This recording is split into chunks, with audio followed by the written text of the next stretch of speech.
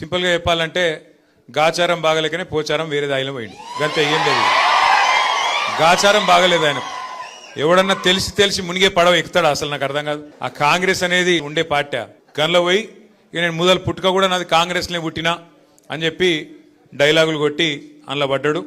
పడి ఇవాళ గిలగిలా కొట్టుకునే పరిస్థితి. నేను చెప్తున్నా కేసీఆర్ ఇచ్చిందని అన్నం పెట్టుకుని మరుస్తున్న కొంతమంది దౌర్భాగ్యాలు చేసినటువంటి బాధల వల్ల నేను కొంత నిర్ణయం తీసుకుని మారాల్సి వచ్చింది. ఆ కండువ కూడా జాతీయ కండువ ఒప్పుకున్నా. నయమైంది.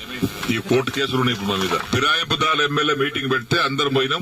మీటింగ్ అయినాక విడివిడిగా మాట్లాడి పోయినాం. పొంగులేటి శ్రీనివాస్ రెడ్డి కూర్చున్నాడు, బట్టివి కూర్చున్నాడు ఆయన పొలిటికల్ ఆ ఛాంబర్లో.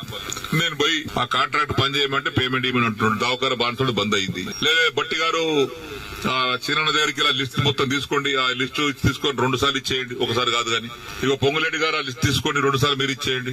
తెల్లారి ఫోన్ చేస్తే బట్టి లేవట్టాడు, పొంగులేటి లేవట్టాడు. ఎవరు చెప్పుకోను నేను. ఇక వేం నరేందర్ రెడ్డి గారు బయట పిలిచిండు. వేమన్నా చిన్న బాధపడుతున్నాడు, అది ఇంకా పేమెంట్ కాలేదట, నువ్వన్నా మార్చిలో కూడా 3 విడతలు ఇప్పి. సరే ఆయన తీసుకుని ఆయన వెళ్ళిపోయాడు. తెల్లారి వేం నరేందర్ ఫోన్ చేస్తే ఆయన లేపడు. 50 సార్లు చేసిన ఒకసారి కాదు, 50 సార్లు లేపడు. ఎవరు చెప్పుకోను నేను.